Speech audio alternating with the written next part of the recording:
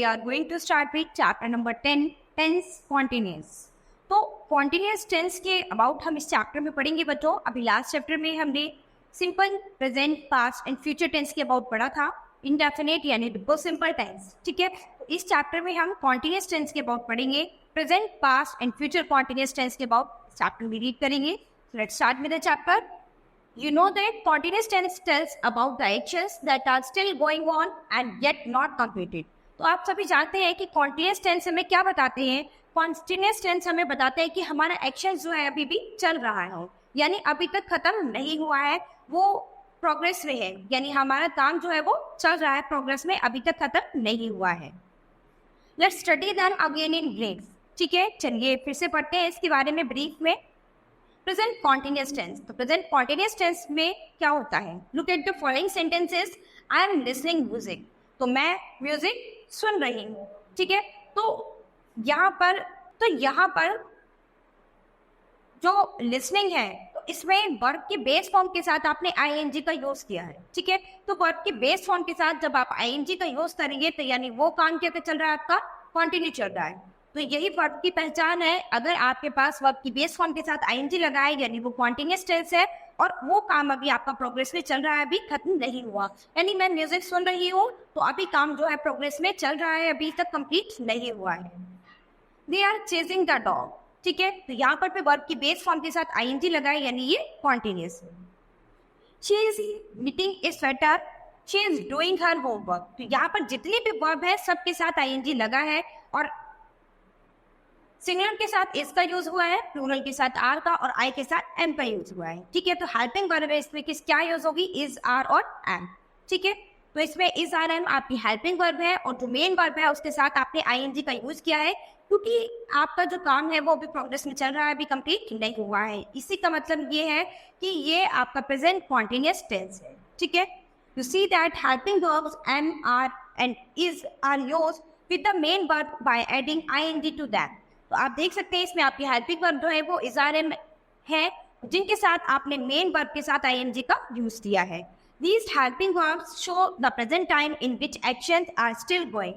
तो ये जो हेल्पिंग वर्ब है ये हमें बताती है कि प्रेजेंट टाइम में जो आपका काम है वो अभी चल रहा है, जो अभी खत्म नहीं हुआ है.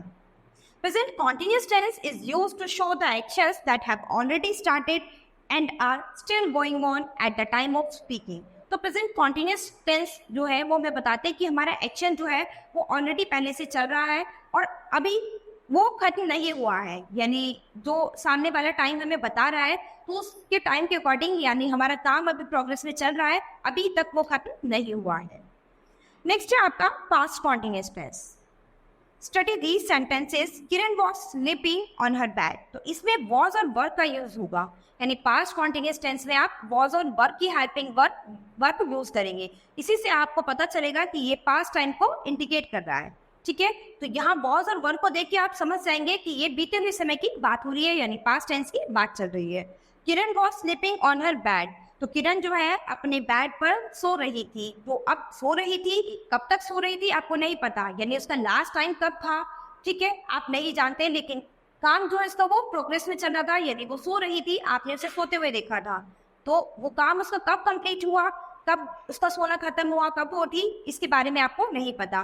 तो ये क्या है, पास्ट टेंस का कॉन्टिन्यूअस. पास्ट कॉन्टिन्यूअस टेंस होगा, यानी पास्ट समय में, पास्ट टाइम में कॉन्टिन्यूअसली वो उस काम को कर रही थी जिसका आपको नहीं पता कि वो कब खत्म हुआ. ठीक है, तो यहाँ पर ये क्या होगा, पास्ट कॉन्टिन्यूअस टेंस. तो यहाँ पर भी वर्ब की बेस फॉर्म के साथ आईएनजी लगा होगा, यही आपकी पहचान है कि ये पास्ट कॉन्टिन्यूअस टेंस है. यानी बेस फॉर्म के साथ जब भी आईएनजी लगेगा तो वो हमेशा कॉन्टिन्यूअस टेंस होगा. monkeys were jumping from the tree.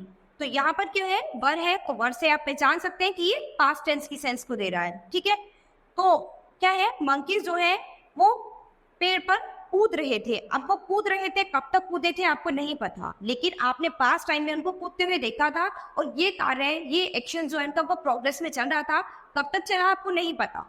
ठीक है, तो यहाँ पर क्या है आपका past continuous tense. I was waiting for my mother. मैं अपनी मदर का वेट कर रही थी. ठीक है, तो पास्ट टाइम में मैं क्या कर रही थी, अपनी मदर का वेट कर रही थी. अब मैं कब तक कर रही थी मुझे उस टाइम का नहीं पता, लेकिन वो काम जो है वो प्रोग्रेस में चल रहा था. यानी जो बात है ये यही बताती है कि ये काम प्रोग्रेस में चल रहा था. ठीक है, तो इसीलिए यहाँ पर क्या हो गया, वेटिंग, यानी कॉन्टिन्यूसली ये काम चल रहा था, प्रोग्रेस में चल रहा था, कंप्लीट नहीं हुआ था। शी वॉज कुकिंग फूड, वह खाना बना रही थी। अब कब तक खाना बना रही थी नहीं पता, लेकिन हमने उसे खाना बनाते हुए देखा था और ये काम उसका प्रोग्रेस में चल रहा था। जब तक हमने देखा उसको तब तक वो काम कॉन्टिन्यूस कर रही थी और उसका काम कब कंप्लीट हुआ हमें नहीं पता, ठीक है। तो हमने बस यही देखा कि वो खाना बना रही थी, ठीक है। तो पास्ट में वो इस काम को कॉन्टिन्यूस कर रही थी, इसीलिए ये क्या हो गया, पास्ट कॉन्टिन्यूस टेंस, यानी यहाँ पर भी वर्ब की बेस फॉर्म के साथ आईएनजी और वॉज वर्ब का यूज हुआ है, ठीक है।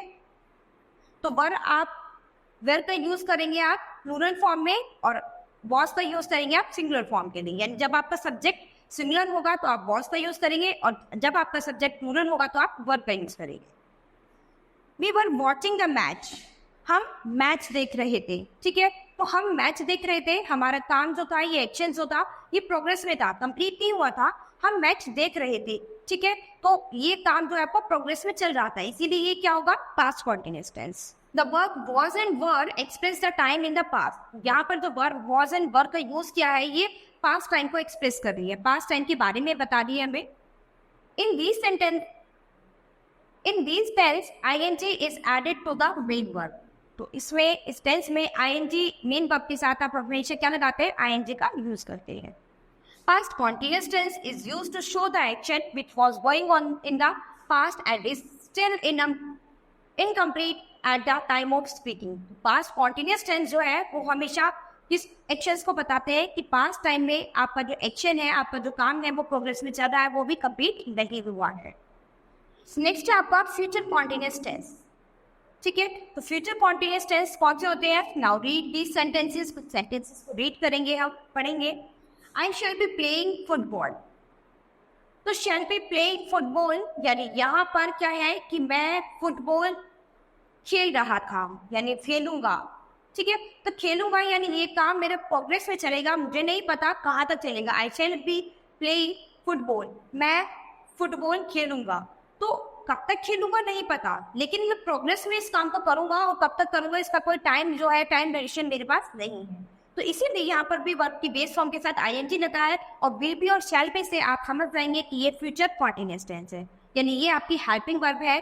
तो फ्यूचर कॉन्टिन्यूअस टेंस में आपकी हेल्पिंग वर्ब विल बी और शैल बी का यूज करेंगे, ठीक है, और वर्ब की बेस फॉर्म के साथ आईएनजी। ऐसे ही the sun will be rising in the east, तो सूर्य जो है वो पूरब में निकलेगा, ठीक है। कब निकलेगा, कितने समय तक निकलेगा, कुछ नहीं पता, ठीक है। तो कॉन्टिन्यूअसली यानी प्रोग्रेस में ये काम फ्यूचर में होगा।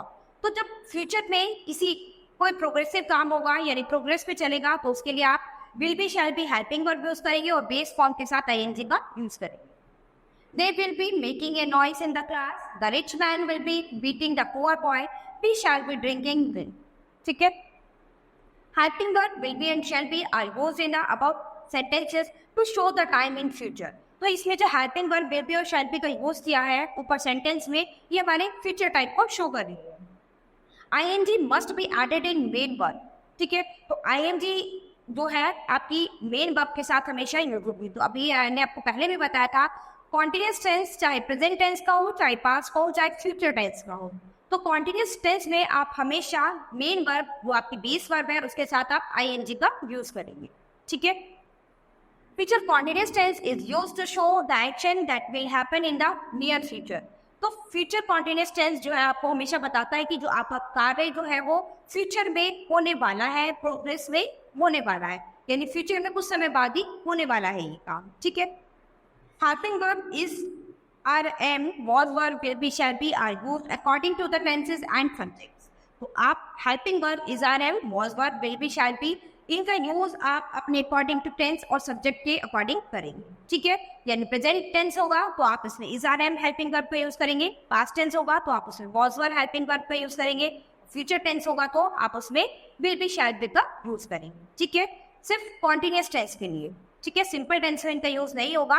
तो जितने भी टेंस है, सिंपल टेंस, कॉन्टिन्यूअस टेंस या आगे परफेक्ट और परफेक्ट कॉन्टिन्यूअस टेंस भी आप पढ़ेंगे, तो सभी में वर्ब की फॉर्म जो है और हेल्पिंग वर्ब जो है वो आपकी चेंज मिलेगी आपको, ठीक है। तो यहाँ पर आप प्रेजेंट कॉन्टिन्यूअस टेंस के लिए is are am helping verb का यूज करेंगे, पास्ट कॉन्टिन्यूअस टेंस के लिए वॉज वर्ब हेल्पिंग वर्ब का यूज करेंगे और फ्यूचर कॉन्टिन्यूअस टेंस के लिए आप will be, shall be helping verb का यूज करेंगे। ठीक है, तो स्टूडेंट आप होमवर्क में present continuous tense, past continuous tense, future continuous tense से रिलेटेड कुछ सेंटेंस अपनी नोटबुक में नोट करेंगे। ठीक है, तो student this chapter has completed. We will start with the next chapter in the next class. Thank